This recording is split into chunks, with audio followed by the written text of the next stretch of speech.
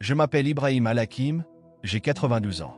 Né dans l'ancienne ville de Damas, en Syrie, mon parcours a été long et profondément enraciné dans les traditions et la foi de l'islam. Pendant plus de 9 décennies, ma vie a été définie par une dévotion sans relâche, un engagement inébranlable envers les enseignements du Coran et du prophète Mohammed, que la paix soit sur lui. Dans mon monde, la foi n'était pas seulement un principe directeur, mais l'essence même de l'existence. Enfant, j'ai grandi dans les ruelles étroites et sinueuses de Damas, entouré par les échos de l'appel à la prière résonnant depuis les minarets imposants. Mes souvenirs d'enfance sont imprégnés du parfum du pain frais sortant des fours de quartier, des chants mélodieux des marchands et des couleurs vives des épices étalées dans les souks animés. Ma famille était profondément respectée dans notre communauté, connue pour son engagement inébranlable envers les enseignements islamiques. Mon père, un érudit du Coran et un homme révéré pour sa sagesse, fut mon premier maître. Dès mon plus jeune âge, il m'a inculqué la discipline et le respect nécessaires pour mémoriser le Coran. Je passais des heures à réciter des versets sous son regard attentif, apprenant non seulement les mots, mais aussi leur poids spirituel. À l'adolescence, j'avais mémorisé tout le Coran, une réalisation qui remplissait ma famille d'une immense fierté. En grandissant, ma dévotion à la foi s'est approfondie. À la vingtaine, j'étais devenu une figure respectée à Damas, menant les prières dans les grandes mosquées et offrant des conseils à ceux qui cherchaient la clarté spirituelle. Mes sermons attiraient des foules, non pas pour mon éloquence, mais pour la sincérité avec laquelle je parlais. Pour ma communauté, je n'étais pas qu'un imam, j'étais un phare d'espoir et une source de foi inébranlable. Les décennies passèrent, et ma réputation s'étendit au-delà de Damas. On m'invitait à conseiller des dirigeants, à arbitrer des conflits et à présider des cérémonies religieuses dans des villes du Moyen-Orient. Avec chaque année qui passait, mon sentiment de mission divine grandissait. Je croyais que mon rôle était ordonné par Dieu, un devoir sacré de guider les autres sur le chemin de la droiture. Cependant, le monde autour de moi commença à changer. Les conflits et les troubles balayèrent la région, et les rues que je parcourais autrefois en paix devinrent marquées par la tension. Malgré la tourmente, ma foi resta inébranlable. Je me tenais ferme, enseignant que l'islam était une lumière dans les ténèbres et que l'obéissance à Dieu menait au salut éternel. À l'âge de 80 ans, j'étais devenu connu comme le plus ancien et le plus respecté des imams du monde islamique. Mon âge était un témoignage de la grâce de Dieu, un signe de sa faveur envers une vie dédiée à son service. Malgré mes années, ma voix ne tremblait pas, et ma conviction ne faisait que se renforcer. Des gens voyageaient de terres lointaines pour écouter mes sermons et chercher mes conseils, trouvant du réconfort dans mes paroles et la sérénité que je semblais incarner. Pourtant, sous cette façade de certitude inébranlable, il y avait des moments où je luttais avec des questions trop profondes pour être exprimées à voix haute. En vieillissant, je commençais à sentir un murmure discret en moi, une interrogation qui semblait remettre en question les fondations même de mes croyances. Ces pensées étaient fugaces, et je les écartais comme des illusions d'un esprit vieillissant, m'accrochant aux rituels et aux traditions qui avaient défini mon existence. La dernière décennie de ma vie m'a conduit à Londres, où j'avais été invité à diriger une grande mosquée et à servir de guide à la diaspora musulmane grandissante en Europe. Les ciels gris et froids de cette terre étrangère contrastaient fortement avec la chaleur de Damas, mais ma foi me gardait ancré.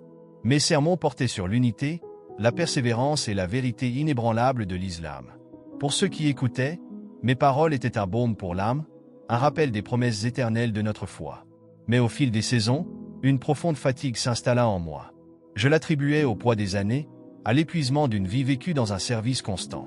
Je ne savais pas encore que ce sentiment de lassitude n'était pas seulement physique, il était le prélude à un voyage qui bouleverserait tout ce que je pensais savoir sur la vie, la mort et le divin. L'air froid et humide de Londres s'imprégnait dans chaque pore, accompagné d'une fine pluie qui semblait ne jamais s'arrêter. Je venais de terminer la prière du soir à la mosquée, ma voix résonnant encore faiblement dans les murs silencieux de la salle de prière. Les fidèles étaient partis depuis un moment, laissant derrière une atmosphère de calme et de recueillement. Assis sur le tapis de prière, je pris un instant pour réfléchir, laissant mes pensées vagabonder dans le silence apaisant. Mon esprit était occupé par le sermon que je préparais pour le vendredi à venir. J'avais choisi comme thème la persévérance, une qualité essentielle pour ceux de ma communauté qui faisaient face à des défis immenses. Beaucoup étaient des immigrants, des réfugiés arrachés à leur terre natale, cherchant à reconstruire leur vie dans une culture et une langue étrangères. Je voulais leur rappeler que, dans ces épreuves, leur foi pouvait être une ancre solide, un refuge face aux incertitudes de ce monde. En quittant la mosquée, l'air glacial de la nuit m'accueillit. Les rues, humides sous la pluie, reflétaient les lumières des réverbères dans des éclats scintillants. Je serrai les pans de mon manteau autour de moi, affrontant le vent mordant qui s'engouffrait dans les ruelles. Le trajet jusqu'à chez moi n'était pas long, une courte promenade que je connaissais par cœur.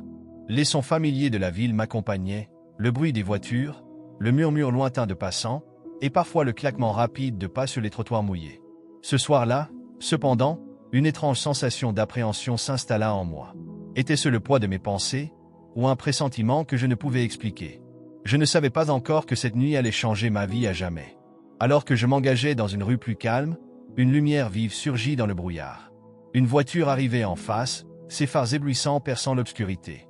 Je remarquai immédiatement que quelque chose n'allait pas. Le véhicule dérapait sur la chaussée glissante, ses pneus crissant dans un effort désespéré pour regagner le contrôle. Mon cœur s'accéléra alors que je réalisai que la voiture venait droit sur moi. Tout sembla se dérouler au ralenti. Une fraction de seconde pour réagir, un instant pour comprendre que l'inévitable allait se produire. Puis vint l'impact. Le bruit sourd de la collision résonna dans l'air, suivi par un silence oppressant. Mon corps fut projeté violemment en avant, comme arraché à lui-même. Une douleur fulgurante traversa chaque fibre de mon être, et l'obscurité m'enveloppa entièrement. Je n'étais plus conscient du temps ou de l'espace. Tout ce que je savais, c'était cette obscurité lourde, étouffante, et une douleur qui semblait infinie. Au loin, des voix résonnaient, floues et indistinctes, comme si elles venaient d'un autre monde. Peu à peu, ces voix devinrent plus claires, accompagnées d'une agitation autour de moi. Quand je rouvris légèrement les yeux, je vis des visages inconnus penchés au-dessus de moi. Les secouristes travaillaient frénétiquement pour me dégager des débris du véhicule. Leurs voix étaient remplies d'urgence et de gravité. « Il est critique », disait l'un d'eux. « On doit l'amener à l'hôpital immédiatement. » Je sentis mon corps être soulevé et placé sur une civière. Chaque mouvement amplifiait la douleur, mais je n'avais pas la force de crier. Mon esprit, pourtant affaibli, se raccrochait à une seule pensée. « La ilaha illallah, Muhammadur Rasulullah. Il n'y a de Dieu qu'Allah, et Muhammad est son prophète. » Ces mots, que j'avais récités toute ma vie, devinrent ma seule encre dans cet instant de désespoir. Le trajet en ambulance fut une succession de flashs lumineux et de sons étouffés. La sirène perçait la nuit, mais pour moi, elle semblait lointaine, presque irréelle. Mon souffle devenait de plus en plus faible, et je sentais la vie me quitter.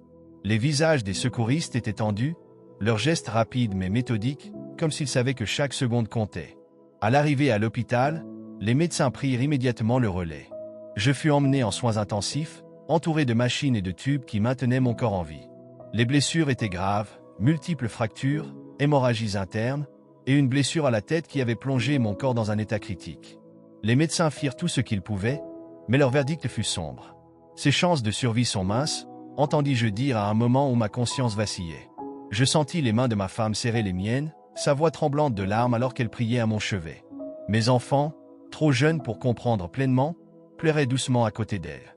Je voulais leur parler, leur dire que j'étais encore là, que je me battais pour eux. Mais mon corps restait immobile, prisonnier de cette enveloppe brisée. C'est dans cet état, suspendu entre la vie et la mort, que quelque chose d'extraordinaire commença à se produire. Une expérience que je ne pouvais ni prévoir ni expliquer allait bouleverser tout ce que je pensais savoir sur la vie, la foi et l'éternité. La nuit semblait infinie, baignée dans une obscurité presque palpable. Les machines autour de mon lit d'hôpital émettaient des bips réguliers, rappelant le combat silencieux que mon corps menait pour rester en vie. Ma famille, fidèle et pleine d'espoir, restait à mes côtés, priant avec ferveur. Mais à ce moment-là, je n'étais plus vraiment là. Quelque chose d'inexplicable était en train de se produire. Je ressentis une sensation étrange, comme si une force invisible me soulevait doucement.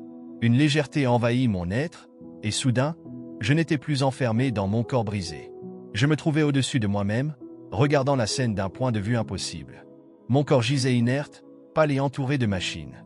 Ma femme, le visage ravagé par l'inquiétude, tenait ma main dans un silence déchirant, tandis que mes enfants pleuraient doucement à côté d'elle. Le moment était à la fois bouleversant et irréel. J'essayais de leur parler, de leur dire que j'étais toujours là, mais aucun son ne sortit. Mes tentatives de bouger ou d'interagir semblaient inutiles, comme si je flottais dans un monde où ma volonté n'avait plus d'emprise. Avant que je puisse comprendre ce qui m'arrivait, une force irrésistible me tira hors de cette scène. La pièce s'éloigna rapidement, et je fus englouti par une obscurité profonde et oppressante. Ce n'était pas une obscurité ordinaire. Elle était lourde, presque vivante, et semblait contenir une énergie que je ne pouvais pas décrire. Le silence était étouffant, brisé seulement par des murmures lointains qui s'intensifiaient à mesure que je progressais. Ces voix étaient remplies de douleur et de désespoir, leurs échos résonnant comme des avertissements. Mon cœur battait à tout rompre, une peur viscérale me gagnant à chaque instant. Je tentais de crier, de demander où j'étais, mais ma voix semblait avalée par le vide. Tout autour de moi, des ombres se formaient dans l'obscurité. Elles bougeaient de manière erratique, leurs contours flous et menaçants. Ces formes, bien qu'indistinctes, portaient une présence terrifiante, comme si elles incarnaient une souffrance que je ne pouvais comprendre. Au loin, une lumière faible apparut, vacillante comme une flamme sur le point de s'éteindre. Malgré la peur qui m'habitait, je sentis une impulsion irrésistible m'attirer vers cette lumière. Chaque pas que je faisais semblait me rapprocher, mais la distance paraissait infinie, comme si je traversais un espace qui défiait toute logique. Finalement, après ce qui sembla être une éternité, je débouchai sur une vaste plaine désolée. Le paysage devant moi était terrifiant. Le sol était noirci, brûlé, comme s'il avait été consumé par un feu dévastateur.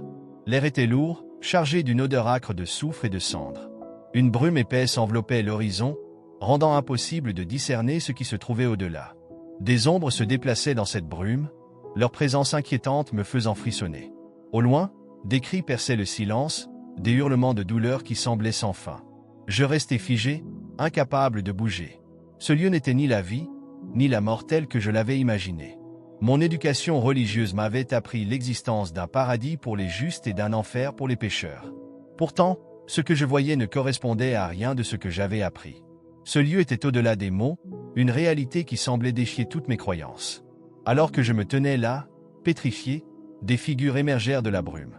Elles avancèrent lentement, leurs mouvements lourds et chargés de douleur. À mesure qu'elles se rapprochaient, une reconnaissance effrayante me traversa. Ces visages, je les connaissais. C'étaient des érudits, des leaders religieux que j'avais admirés toute ma vie. Leurs enseignements avaient façonné ma foi, et leur sagesse avait guidé des générations. Mais aujourd'hui, leurs visages étaient méconnaissables, tordus par la souffrance et le regret. L'un d'eux s'avança, sa voix tremblante résonnant dans le silence oppressant. « Ibrahim, dit-il, tu dois écouter attentivement. Nous sommes ici pour te prévenir. » Un frisson glacé parcourut mon échine. « Me prévenir » balbutiai-je, ma voix tremblante. « Pourquoi êtes-vous dans ce lieu de tourment? Vous étiez des hommes de foi, des guides pour tant d'âmes. » Le visage de l'homme s'assombrit, son regard se baissant sous le poids de la honte. « Nous avions tort, murmura-t-il. Nous avons suivi des enseignements qui nous ont aveuglés à la vérité. Nous pensions que nos actes et nos rituels nous sauveraient, mais nous nous sommes trompés. Il n'y a qu'une seule voie vers le salut, et ce n'est pas ce que nous avons prêché. » Avant que je ne puisse demander ce qu'il voulait dire, une nouvelle présence se manifesta. L'air changea autour de moi, devenant dense et chargé d'une puissance que je ne pouvais ignorer. Je levai les yeux et vis une silhouette majestueuse s'avancer. Sa simple présence fit taire les murmures et les cris. Ses yeux pénétrants me fixaient avec une autorité et une tristesse infinie. « Ibrahim, dit-il, sa voix calme mais résonnant avec une puissance qui fit trembler mon âme. Tu as été choisi pour une mission. » Je tombai à genoux, submergé par la gravité de ses paroles. « Qui êtes-vous » demandai-je, ma voix à peine audible. La silhouette s'approcha, et dans son regard, je sentis à la fois compassion et une sagesse infinie. « Tu sais déjà qui je suis » répondit-il. À cet instant, une réalisation terrifiante m'envahit, et tout mon être se prépara à entendre une vérité qui allait ébranler les fondements même de ma foi. La silhouette devant moi émanait une présence qui défiait l'entendement. Sa majesté imposante semblait dominer tout l'espace autour de nous, et pourtant, dans ses yeux, je décelais une tristesse infinie. Chaque fibre de mon être tremblait alors que je restais agenouillé devant lui, incapable de détourner le regard ni d'échapper à l'intensité de ce moment. Il fit un pas en avant, et bien que son mouvement fût lent et mesuré, il portait une autorité écrasante. Sa voix, lorsqu'il prononça mon nom, résonna dans l'air comme un écho d'éternité. « Ibrahim, dit-il, tu as été choisi pour témoigner de la vérité. » Mon cœur battait si fort que j'avais l'impression qu'il allait éclater. « Choisi » murmurai-je, ma voix à peine audible. « Quelle vérité! J'ai passé ma vie à servir Dieu, à enseigner sa parole. Que pourrait-il y avoir de plus ?» Son regard s'adoucit, et un sentiment de compassion presque palpable émana de lui. « Tu as été fidèle dans ton service, » répondit-il. « Mais la vérité que tu cherches n'est pas dans les rituels ou les lois que tu as suivis. Elle se trouve en celui qui est venu accomplir tout ce qui a été écrit. » Je le regardai, mes pensées tourbillonnant dans une confusion totale. « Que voulez-vous dire » demandai-je, mon souffle court. « Qui est celui dont vous parlez » Il marqua une pause, et l'air sembla se figer autour de nous. Puis il parla, et ses paroles frappèrent mon âme comme une vague déferlante. La vérité est en Jésus, dit-il. Il est le chemin, la vérité et la vie. Nul ne vient au Père si ce n'est par lui. Le sol sous moi semblait vaciller, comme si tout ce que je croyais solide s'effondrait soudainement. Jésus, murmurai-je, ma voix tremblante. Mais on m'a toujours appris qu'il n'était qu'un prophète, rien de plus. Comment pourrait-il être le chemin vers le salut? Son regard pénétra le mien, rempli d'une certitude qui laissait peu de place au doute. Ce que tu as appris était incomplet. Jésus n'est pas seulement un prophète. Il est le Fils de Dieu, l'accomplissement de toutes les promesses divines. Par lui, le salut est offert à tous ceux qui croient. Mon esprit vacillait, incapable de concilier ce que j'entendais avec tout ce que j'avais enseigné et pratiqué pendant des décennies. Tout ce que je pensais savoir sur Dieu, sur la vie et sur l'au-delà, était remis en question. Et pourtant, en regardant cette silhouette majestueuse, je ressentais une paix profonde, une certitude que ces paroles portaient une vérité que je ne pouvais nier. Pourquoi moi? Demandai-je, la voix brisée. Pourquoi serais-je choisi pour porter ce message? Il s'avança encore, posant doucement une main sur mon épaule. Parce que ta voix porte du poids. Tu as passé une vie à guider les autres, et maintenant, tu es appelé à les guider vers la vérité ultime. Le temps presse, Ibrahim. Tu dois retourner et partager ce que tu as vu. Alors qu'il parlait, le sol sous mes genoux commença à trembler. La lumière autour de lui devint plus intense, éclipsant les ombres et les ténèbres qui m'avaient entouré jusqu'alors. Une force puissante me tirait en arrière, me ramenant vers l'endroit d'où j'étais venu. « Attendez !» criai-je, tendant la main vers lui. « J'ai encore tant de questions. » Mais sa voix me suivit alors que je disparaissais dans la lumière. « Les réponses viendront en temps voulu. Va, et ne tarde pas. Partage la vérité, car c'est le chemin de la vie. » Puis, aussi brusquement que cela avait commencé, tout s'arrêta. Je me retrouvai au-dessus de mon lit d'hôpital, regardant mon propre corps brisé. Les machines émettaient des bips réguliers, et ma famille priait encore à mes côtés. Une lumière brillante m'entourait, et soudain, je ressentis une secousse. Avec un souffle brusque, je réintégrai mon corps, ouvrant les yeux alors que le monde physique revenait à moi. Merci d'avoir suivi cette partie de l'histoire. Laissez un commentaire avec votre prénom et votre ville pour qu'on puisse vous saluer dans notre prochaine vidéo. N'oubliez pas de liker cette vidéo et de vous abonner à notre communauté. Cela nous aide énormément, car nous faisons tout cela par passion et sans rien attendre en retour. Ensemble, faisons grandir cette belle communauté. À bientôt pour la suite de cette incroyable histoire. Lorsque je rouvris les yeux dans mon lit d'hôpital, une lumière crue se déversait du plafond. Mon corps était faible, incapable de bouger, mais mon esprit brûlait avec une intensité que je n'avais jamais connue auparavant. Ce que j'avais vu, ce que j'avais entendu, était gravé en moi. Chaque instant de cette vision semblait plus réel que tout ce que j'avais vécu dans ma vie terrestre. Les jours suivants furent un mélange de récupération physique et de bouleversements intérieurs. Les médecins qualifiaient mon rétablissement de miracle, mais ils ignoraient que la véritable transformation n'était pas dans mon corps, mais dans mon âme. J'avais reçu une seconde chance, pas seulement de vivre, mais d'accomplir une mission que je ne pouvais pas ignorer.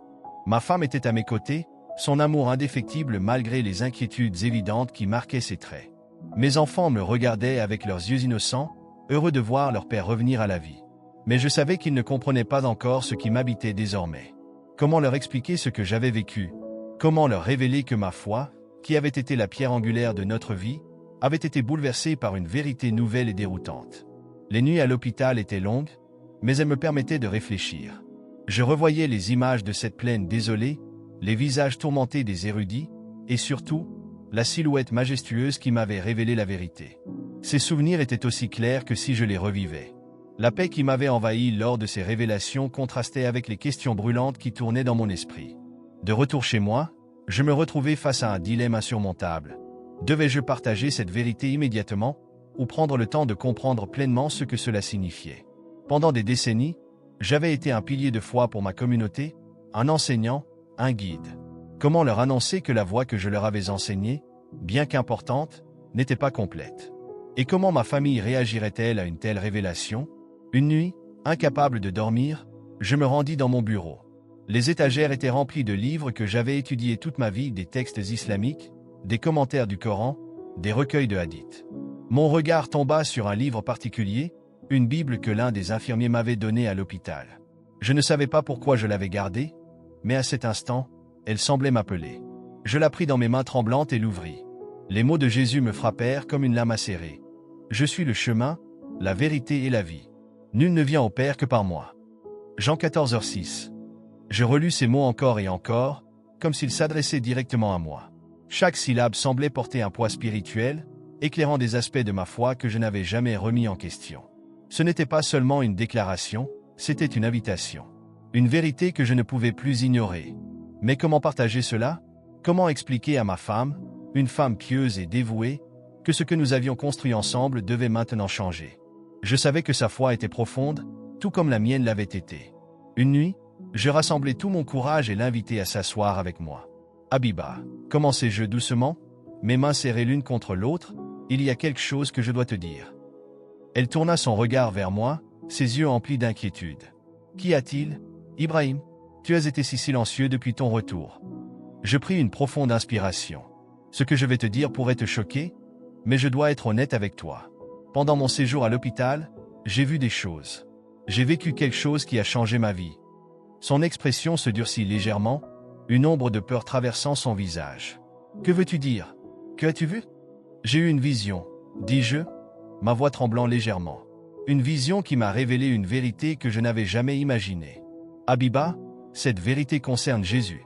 Il n'est pas seulement un prophète. Il est le chemin vers le salut. Ses yeux s'écarquillèrent, et elle posa brusquement sa tasse de thé. Ibrahim, murmura-t-elle, tu ne peux pas dire cela. Ce n'est pas ce que nous avons appris. Tu sais ce que cela signifie pour nous, pour notre foi, pour notre communauté.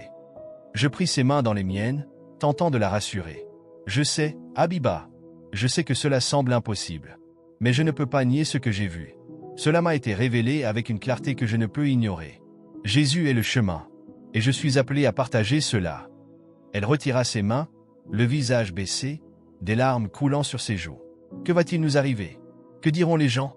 Je ne sais pas, répondis-je honnêtement. Mais je sais une chose, je ne peux pas garder cela pour moi. Cette nuit-là, le fossé entre nous semblait immense, mais je savais que le temps et la patience étaient mes alliés. Je devais marcher sur ce chemin, peu importe les sacrifices que cela demanderait. Une mission m'avait été confiée, et je ne pouvais pas détourner le regard. Continuons ce voyage ensemble. Vous pouvez soutenir cette mission en aimant cette vidéo et en rejoignant notre communauté en vous abonnant. Votre soutien, même le plus simple, nous aide énormément à continuer de partager ces histoires. Merci de faire partie de ce chemin de foi. À bientôt pour la suite. Les jours qui suivirent furent marqués par une étrange tension. Ma femme, silencieuse, m'observait avec un mélange de crainte et d'incompréhension. Elle ne disait rien, mais je savais que ses pensées tourbillonnaient, affrontant une vérité qu'elle ne voulait pas admettre. Mes enfants, encore jeunes, étaient insouciants, mais je pouvais sentir leur curiosité dans leur regard, comme s'ils savaient que quelque chose avait changé en moi. De mon côté, je passais de longues heures en prière et en méditation, cherchant à comprendre pleinement ce qui m'avait été révélé. J'avais consacré ma vie à l'étude du Coran, et pourtant, maintenant, je me retrouvais à lire la Bible avec une soif insatiable. Les paroles de Jésus résonnaient dans mon âme comme jamais auparavant. Chaque phrase semblait porter un poids divin, une vérité qui illuminait les zones d'ombre que je n'avais jamais osé explorer.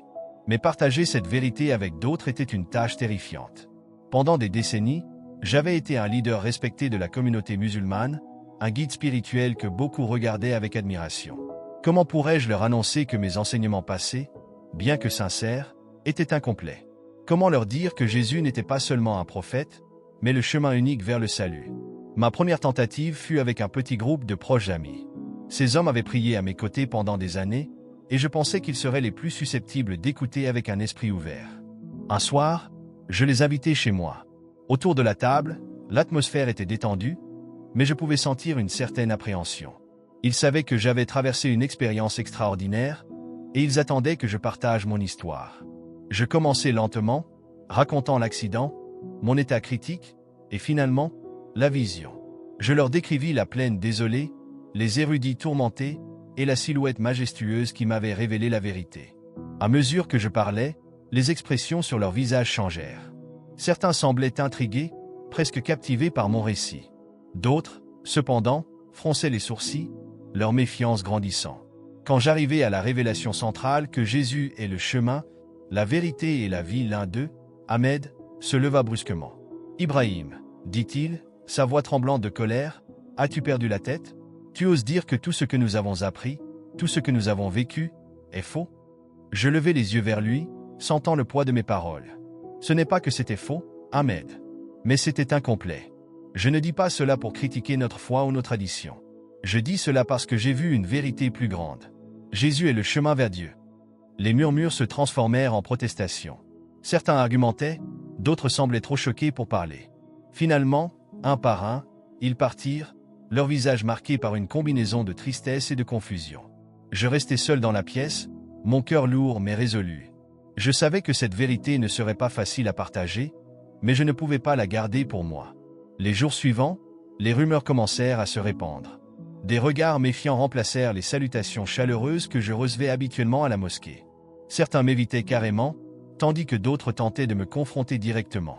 Mais au milieu de tout cela, je trouvais une paix que je ne pouvais expliquer. Chaque mot de Jésus que je lisais renforçait ma conviction que j'étais sur le bon chemin. Une nuit, alors que je priais dans le calme de ma maison, ma femme s'approcha de moi. Elle s'assit à côté de moi, son visage empreint de tristesse. « Ibrahim, dit-elle doucement, pourquoi fais-tu cela? Pourquoi bouleverses-tu tout ce que nous avons construit ?» Je tournai mon regard vers elle, sentant ses craintes profondes. « Habiba, répondis-je, je ne fais pas cela pour détruire ce que nous avons. Je le fais parce que je ne peux pas nier ce que j'ai vu. Cette vérité m'a été donnée, et je dois la partager. » Elle baissa les yeux, les larmes coulant sur ses joues. « Je ne comprends pas, murmura-t-elle. Mais je veux croire que tu fais ce que tu penses être juste. » Ce moment fut un tournant. Bien qu'elle ne partageât pas encore ma conviction, je sentis qu'elle commençait à ouvrir son cœur à la possibilité d'une vérité plus grande. Merci d'avoir suivi cette histoire. Nous partageons ces récits par passion et pour inspirer notre communauté. Si cette histoire vous a touché, abonnez-vous à notre chaîne et aimez cette vidéo. Votre soutien nous aide énormément à continuer à diffuser ces messages de foi et d'espoir. Ensemble, faisons grandir cette communauté. À bientôt pour la suite. Les mois qui suivirent furent les plus difficiles de ma vie. Partager la vérité qui m'avait été révélée avait brisé les fondations de tout ce que je connaissais. Ma femme, bien que plus réceptive, luttait encore pour comprendre. Mes enfants, innocents, continuaient de m'aimer comme leur père, mais je savais qu'ils ressentaient la tension qui envahissait notre foyer. Et ma communauté, autrefois ma source de force et d'unité, s'était divisée. Certains m'évitaient complètement, d'autres ne cachaient pas leur colère ou leur incompréhension. Mais malgré les obstacles, je persistais. Chaque matin, je me levais avec un but clair, partager la lumière qui m'avait été donnée. Mon étude des évangiles se poursuivait, et chaque mot de Jésus était comme une flamme qui alimentait ma foi. Ses enseignements de compassion, de pardon et d'amour universel brisaient les chaînes des rituels et des obligations que je croyais auparavant essentielles. Plus je découvrais sa vérité, plus je sentais une paix et une force que rien ne pouvait ébranler. Un soir, je pris la décision de parler publiquement. Mon cœur battait fort alors que je me préparais à m'adresser à un petit groupe dans une salle que j'avais louée en dehors de la mosquée. C'étaient des visages familiers, des hommes et des femmes qui avaient prié à mes côtés pendant des années. Ils étaient venus, certains par curiosité, d'autres par respect pour le lien que nous partagions autrefois. Je me levai devant eux, les mains légèrement tremblantes. « Mes frères et sœurs, commençai-je, ce que je vais partager avec vous n'est pas facile à dire, mais c'est quelque chose que je ne peux pas garder pour moi. J'ai vu une vérité qui a transformé ma vie. » Je racontais mon expérience, l'accident, la vision et les paroles de la silhouette majestueuse. Je leur parlais de Jésus, de son amour infini et de son rôle unique en tant que chemin vers le salut. Les réactions étaient variées. Certains écoutaient attentivement, captivés par mes mots, tandis que d'autres fronçaient les sourcils, la méfiance évidente sur leur visage. Un homme se leva, la colère éclatant dans sa voix. « Ibrahim, es-tu en train de dire que tout ce que nous avons appris est faux? Que nos prières, nos sacrifices, nos traditions n'ont aucun sens? » Je le regardai avec calme. « Non, » répondis-je doucement. « Ce que nous avons appris a du sens. Mais il manquait quelque chose. Ce que j'ai découvert, c'est que Jésus est le lien qui complète tout. Il est le chemin, la vérité et la vie. Et c'est par lui que nous trouvons le salut. » La salle plongea dans un silence pesant. Certains partirent, secouant la tête, tandis que d'autres restèrent, leurs regards emplis de questions qu'ils n'osaient pas encore poser. Je savais que ce moment n'était qu'un début. Semer les graines de cette vérité prendrait du temps, et je devais être patient. Les jours qui suivirent, je rencontrai plus de rejet que d'acceptation. Des murmures couraient dans la communauté. « Ibrahim a perdu son chemin », disait-il. « Il trahit sa foi. » Certains vinrent même me confronter directement, leurs paroles dures et leurs regards accusateurs me rappelant combien il était difficile de briser des croyances profondément ancrées. Mais au milieu de l'opposition, il y avait aussi des éclats d'espoir. Une femme âgée, une ancienne de la mosquée, vint me voir un soir après une de mes réunions. Ses yeux étaient emplis de larmes. « Ibrahim, dit-elle doucement, j'ai entendu vos paroles, et elles ont touché quelque chose en moi. Je veux en savoir plus. » Ces moments, bien que rares, me donnaient la force de continuer. Chaque personne touchée par la vérité de Jésus était une victoire, une preuve que cette mission, bien que difficile, était juste. Un soir, alors que je lisais une fois de plus les paroles de Jésus dans l'évangile de Matthieu, je tombais sur ces mots. « Allez, faites de toutes les nations des disciples. » Ces paroles me frappèrent profondément. Elles étaient une confirmation de ce que je devais faire. Peu importe les défis, je devais continuer à partager cette lumière. Merci d'avoir suivi cette histoire incroyable jusqu'ici. Si cette vidéo vous a touché, cliquez sur le prochain contenu qui apparaît à l'écran. Il contient un message encore plus révélateur qui pourrait transformer votre vie. N'oubliez pas de liker cette vidéo et de commenter « Amen » ci-dessous pour continuer à recevoir des bénédictions et soutenir notre communauté. Que Dieu vous bénisse et à très bientôt.